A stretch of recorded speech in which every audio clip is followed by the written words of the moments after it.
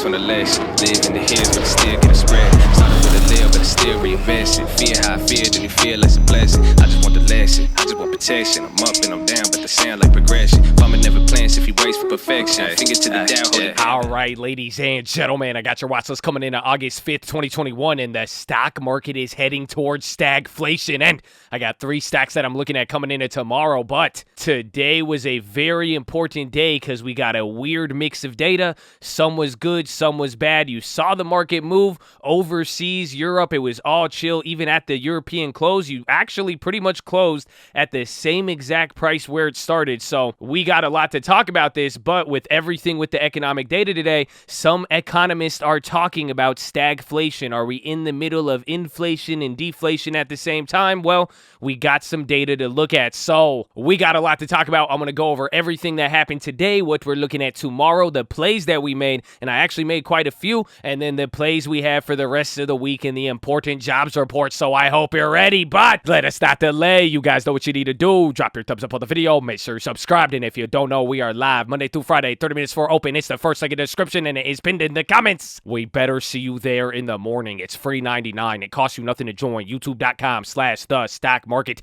You can post the plays, see the plays, watch the watch list come to life, and yes, if you love the perp skirp technical Fibonacci, dude, and like all of it, then yeah, we're definitely the place to be, man. I'll see you there in the morning. And the most important thing you need to do, post your watch below. Let us know what you're looking at. Got any plays, comments, remixes, anything, post them below and source that info. Shout out to Chad, baby. So right off the bat, before I get to the keys, just pay attention with how the market is looking. Again, that European close and seeing the market end right there, that is important, but you are seeing a little bit of what you saw on Monday. We were close to a down Friday, down Monday on every index. However, the NASDAQ was able to hold up, but you got a pretty bad day on the Dow and the S&P. I believe there was only like 3 names on the Dow that did good, but now what's the deal? Why did this happen? Today was truly about the mixed economic results and how that relates to the Fed. We got economic data, then we heard from Vice Chair Richard Clarita, and he was kind of hawkish. We really need to talk about that, but starting with the first set of data, you got the ADP jobs report. That's like the private payrolls, how much they're adding. You are going to get the non-farm payrolls on Friday, and that is important, but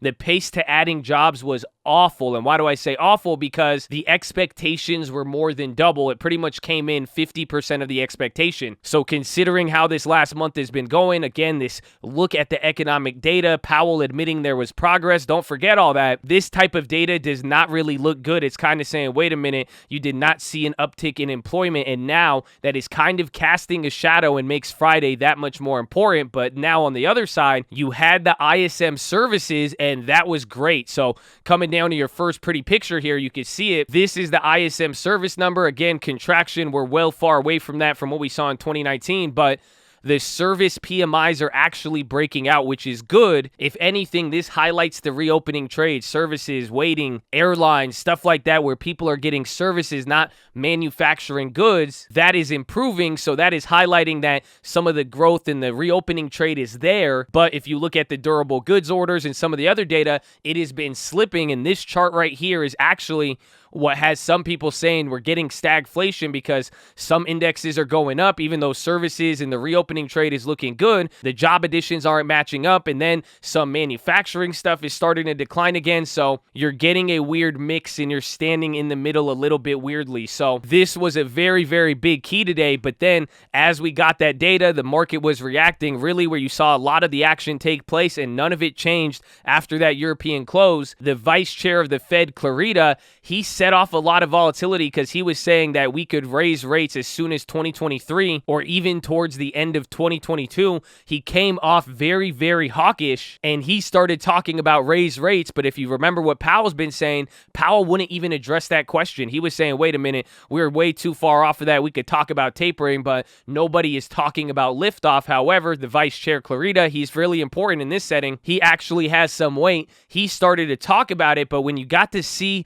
what he was was discussing, some analysts were talking about he may have low-key revealed where he is on the dot plot. So if you're familiar with the Fed dot plot, the market tripped out on it about 2 Fed meetings ago because it was interpreted as very hawkish. It shows kind of the estimates of where the Fed members, the voting members, think rates are going to be or when they plan to lift and do all that. But there is only a couple or 2 dot plots that were very, very hawkish. And based on what Clarita said, it's looking like he is one of those hawks on the dot plot, which is ironic because some people were taking him as ultra dovish. So this makes it a lot more interesting, but that is what caused the movement today. And now moving forward into Friday, the economic data is very, very important.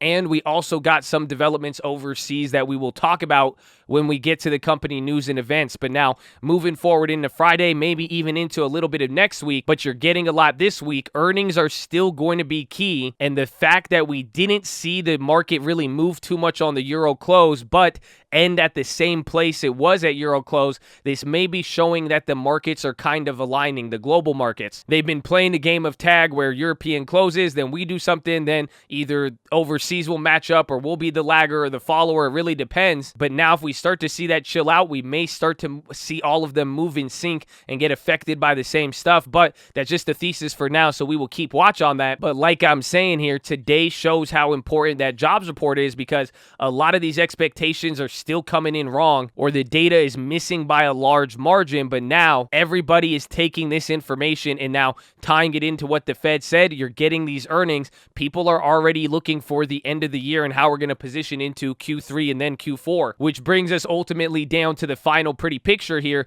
This is showing the Z-score or the standard deviation surprise of all of the CPI numbers and inflation. Again, the economic data is coming out and some people are saying, well, wait, why aren't we reacting? Because it's kind of a whole story and it needs to come together. It moves really, really slow. It is like a giant boat. If there was a hole in an aircraft, it would probably come down pretty fast. But if there's a hole in a boat, doesn't mean that it would actually sink right away. But what this chart is showing you right here is that we have experienced the biggest inflation shock in history, showing that the data coming in has deviated the largest than it ever has in the last 100 years compared to what people are expecting. So when you're looking at the CPI headlines, that's what this chart is about. The CPI is coming in higher than any other point that we've seen in history, especially as compared to what people are expecting. So even though we're going over a lot of data, I encourage you to kind of see the bigger picture here, but understand how the market is all piecing this together and reacting to it. Doesn't mean it has to be a quick, fast move, but depending on what we get and how it goes, it could start changing the sails or pointing the direction to where things are going. So as far as the company news and events today, this was probably the biggest one. You saw Wynn get clapped on it. We talked about this for different reasons, so it's very interesting to see it come into context with the virus. But in Macau, China, officials said that they are closing entertainment venues, cinemas, theaters, bars, and all of that is happening on Thursday. So a lot of the U.S. gambling stocks got hit, but this is kind of also highlighting, we talked about this, you've been seeing that slowdown with China. They've been switching before the Delta was really breaking out. They kind of switched to this policy of going back to easing when they were tightening. And one issue of economic concern is always the gambling industry and gaming over there. So to see this close down for the virus, this makes it a lot more interesting. However, this is also feeding into that demand equation and what we're seeing. But this was a development in China, and the last time you got the China shutdowns, you really didn't get a reaction here from the market. So we're getting 2 of these. I think it is very important. Going to keep my eyes on there. Another piece of news, this relates to even overseas, but Booking.com, they reported a jump in total reservations, and they're saying that the vaccines has increased the confidence of travelers and for people to start booking. And even in Europe, travel stocks were the ones leading the way. And then the Europe stock 600, they hit a record high today. But coming into the earnings now, Uber, EA, and Roku. Uber, they lost more than expected in an attempt to ease the driver shortage. That's what they said. But the positive, they said they're still on path for adjusted profitability by Q4. But I believe they're still down around 6 to 9%. They slid most of the day already. But their loss was bigger than expected, even though there could be some bright spots and they did do pretty decent. It was not that good, especially comparing it there to Lyft. And the cautious tone we got from Lyft wasn't as good as well for the whole scenario or both of them. So that's going to be a good one to watch. EA, this could be good for some of those gaming stocks, even Roblox. EA beat their estimates and raised their outlook. So you didn't quite get that out of Activision, not too much. There was a little bit, but EA pointed to those numbers. That was very good. And then Roku, they slid on a drop from the reopening pretty much. They're seeing a pullback in some of their numbers, and it looks like they are getting affected by the reopening trade. But those were some of the bigger earnings. We'll watch for some of those continuations tomorrow. Now, leading back into the Fed. This one was interesting, but the San Francisco Fed denied Senator Toomey's probe into climate and racial injustice. We love to watch all of those conferences, and you guys know when they go up there and they say, hey, will you do this? Will you comment on this? We want to look into this. And they'll say, yeah, we'll get back to you on that. Well, that's what they said to Senator Toomey in March, and then they just got back to him today, and they said that they're not going to do it. They said they'll have a talk with him, but they're not going to investigate the matter because they said it would lead to a mission creep, quote unquote. And what they mean by that is that would extend the reach of what they're investigating and looking into the areas that elected officials should be handling. So that's what the San Francisco Fed said, but this might even bleed into the Atlanta Fed and any of the other Feds. If you don't know, there is the New York Fed, that's the main one, but there are multiple Federal Reserves in different jurisdictions throughout the United States. But speaking of the United States now, the U.S., this came after hours, they are weighing requiring vaccines for all foreign visitors. So I do want to watch travel stocks and see how this plays out tomorrow. And then finally, you saw a little bit of effect on Snapchat today, but not too much, and they ended up being a leader. But TikTok said that they are testing disappearing stories like Snapchat, so we'll see how that plays out. But other than that, there really wasn't too much today. A lot of the focus was on Fed Clarita as well as the economic data, and now all eyes are on that jobs report, or if there's any other developments with demand, the virus, anything of that nature. So I hope you're ready, but that is pretty much it. So let us get into the plays. So right off the bat, I got 4 different stocks that I'm looking at. 3 of them, I made plays on all of them today, but the first 2, it kind of relates to some of the news today. I really like them, but I will give myself my own warning. Again, none of this is a recommendation. Option trading extremely risky. Handlers of financial advising, no financial advisor, no purpose only. Think of it all day. But in all seriousness, I gotta be careful because I don't want to get into this habit or trend of burning money on some of these puts. The market is moving very, very slow, and I will admit I could use more confirmation on these trades, but seeing as how some of them played, I was willing to take the risk. But this is very speculative. This is very, very risky. But now, the reason why, we talked about the first one yesterday, NetEase, that is the China gaming play. I went for it, and I think we're early. So even though you got that little report yesterday, you could go look at NetEase, how they've played. They've really just been in the mix of all the China stocks. So just like we played BABA and anything like that, it's kind of the same. And then if it has a specific target, it's good. But what I mean by early is simply that it reacted, but I think we're going to get a follow-up reaction, whether it is broader negative China news or something related to that spiritual opium in the gaming there. So I decided to go for NetEase, but all of this in general, this trade, why I made it, I think that the lack of panic is on our side. So when you look at some of these options and how things have moved, some of these stocks have came down, and people are aware of what's going on in China. People are aware of all of this, but you're not getting the same level of panic. I'm sure even as I'm saying this, there's probably going to be a lot of people who will disagree with me, and that's what I'm starting to see is highlighting the opportunity, because now you're getting a bunch of news and bad news, but you're not getting the same reaction from investors. So that's why I'm also saying I could probably wait for confirmation, and by the time we do get news that could really confirm everything,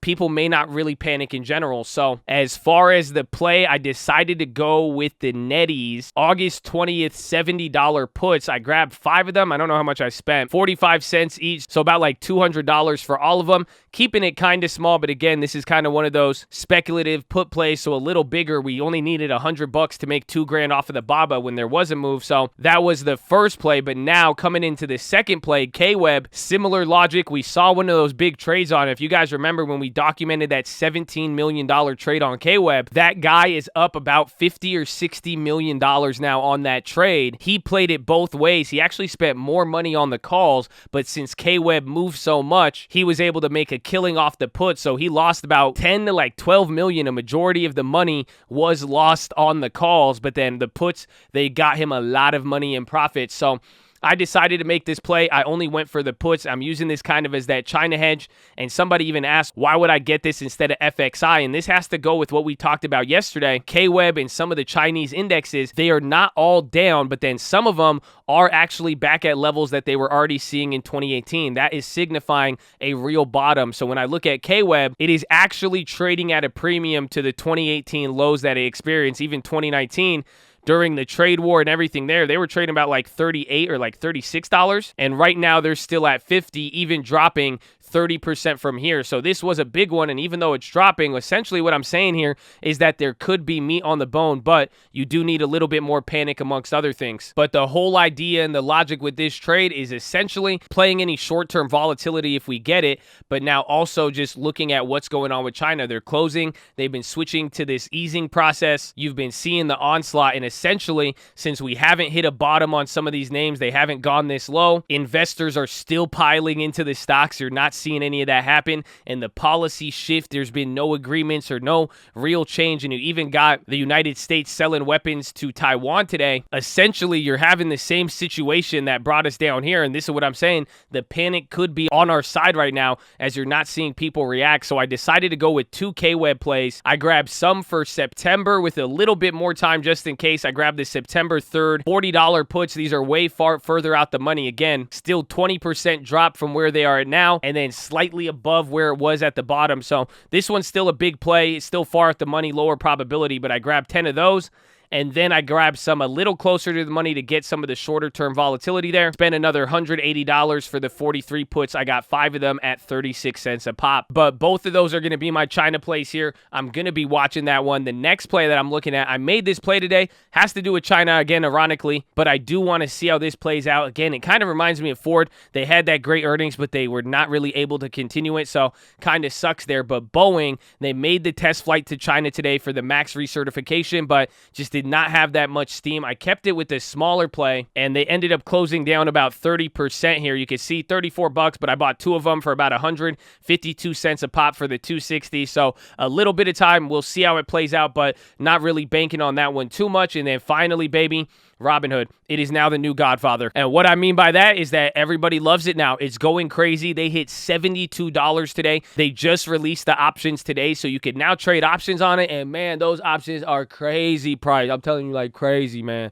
It's crazy. But a lot of the mainstream media, they're saying that this is a Reddit-inspired, run. It was mentioned a lot on Reddit, but I don't know if it was positive. But this was just a pure criteria hit. Robinhood, I applaud them. Everybody wants to hate on Vlad so easily, but the fact that whether it was his response or everybody just didn't like him when they came out, they did not price at a premium. Demand was through the roof. It hit its criteria quickly, fast, and held through, and the volume is there. I think this is just a matter of the market pricing this IPO as opposed to giving it to Wall Street and letting them rob everybody. So it has a lot of attention. Everybody already knows about it. You saw it today. It's going to keep killing it, and people are asking me, wait, what are you going to do with your shares? Well, we bought it on IPO. I wish I held more. I could have not have forecasted it would have gone this high, but I'm still more than happy with the result. And now these 30 shares I'm going to hold forever. I am not selling out. I have zero plans to. If I am, I will tell you, but I'm probably going to hold this for a long time. You guys have seen me hold free shares of IPOs in way crappier companies, and I still have all of them. So this is part of our IPO strategy. We executed it. It hit well. We made this free. Just as a little recap, people say, wait, how do you make your shares free? You can see right here, we bought 150, spent about $5,300. We sell back as many shares as we need to get back our initial investment. So if you're up at 100%, you could just sell out half. In this case, I sold out 120 out of 150, and now I'm left with 30 more. But you even see like a day-to-day, still made $600 off of it, just off the shares today. But now you have a $2,000 position, a pretty sizable, good entry for now into a IPO that has a lot of hype and demand. So I love it. I think it's going to get a lot of attention. I can't wait till Friday with some of those options, but they are crazy. So we'll see what happens. But as far as everything else coming into the final ones, watch Uber, like we said, Roku, big drop. I want to see how they play out. Kathy Wood did sell out a couple days ago. They are still at a pretty big gain if you kind of pull it out. So they're not doing as bad. If they do kind of slip into a downtrend, that will be interesting. I want to watch XLF. Banks were pretty strong today. They haven't moved at all. So again, with all the economic data, everything going on, I think this is a real big sign here. So we had those old plays, but they're still pretty clapped because of the shorter duration. So we will see what happens. Watch Win. Their earnings came in like good and bad, but they're affected by the Macau stuff, but they did miss on some metrics. I sold off 2 of those contracts that we had remaining on the August 20th, made them free, gonna ride the rest of those. Still gives us some of that China exposure, so watch them. Robinhood, like we said, a killer. Mara, I forgot which company it was, but somebody, I think like Morgan Morgan Stanley or some fund took a 7% stake with them. So that was very interesting. And then Coinbase, they ran up throughout the day. You're getting the London update, the EIP 1559 on Ethereum. I don't know if I'm saying that right, but this is kind of like a pseudo halving for Ethereum, not Bitcoin, but a lot of hype is on there. We're going to see what happens, but Coinbase kind of kicked up. And this is the example of when a company robs the public versus pricing it low. So pretty much take Robinhood and flip it upside down. You see why it's going up. And now they priced high, they had the demand, but too much supply, you saw the reverse happen. So believe it or not, Coin is a bigger market cap than Robinhood, or maybe that's changed after the last 2 days. We'll see. But I do want to see how they play coming into some of those updates tomorrow. K-Web and NetEase, like we said, Tesla, they had a pop, and then they came down out of nowhere. I forgot what news it was, but coming into Friday, they're at a danger zone. They could get real active here. We will see how that one plays out. Then Boeing, like we said, AMD, I'm still getting clapped. I believe I'm down like $2,000, $3,000 now. We saw a lot of carnage on the account. I'm down $2,400 now on that AMD credit spread and down $4,000 on that SAM play from earlier. And then even my TLT call credit spreads, these are what happens when the credit spreads go wrong. But we talked about a lot of different strategies here today. I'm just going to be riding those through at least playing time, and we will reassess come August 20th because that is the expiration on all of them. But for now, I'm getting killed by the premium, but it was still outside of 120. It did clip it there. So they've been on a consecutive, I want to say almost 7 days, 8 days now of just going up. You saw a lot of big volume today, so we will see if this keeps it going or not. But watch AMD, then watch Facebook and Snap. They led the way today, even with whatever the market was doing. Facebook, we had no idea, but it was the first one to do it, and it started it, and then Snap was there. And Snap, I really, really like coming into the end of this week. We have those weekly plays. I'm still down 40%. I was down 90, but they came to life on here. So whenever you see those contracts come to life, it could get pretty interesting. So I'm going to ride those out till Friday. I think that one will be a good YOLO. And then on TLT, it had a weird move today. It did drop a lot after Fed Clarita, but then slowly found its way back up. And this is what I'm saying. Markets are starting to align. We do need to watch what's going on with TLT and the bonds, but I really do think the dollar is going to be the one to snitch a little bit before. But now the key is all about velocity. It's either going to happen leading into the economic data or shortly after, but that will be our key. And depending on how some of these other events play out, we will know where to go and what to do from there. So I hope you're ready. But that is your watch list, ladies and gentlemen. Make sure hydrate, healthy, ready to go. Make sure post your watch list. Make sure we see you there in the morning. I need the armor on. I need the helmet shine. I need you to remember, if you ain't gonna do it, then who is, baby? But the Cole loves you. I love you. I'm gonna see you in the morning. Let's go.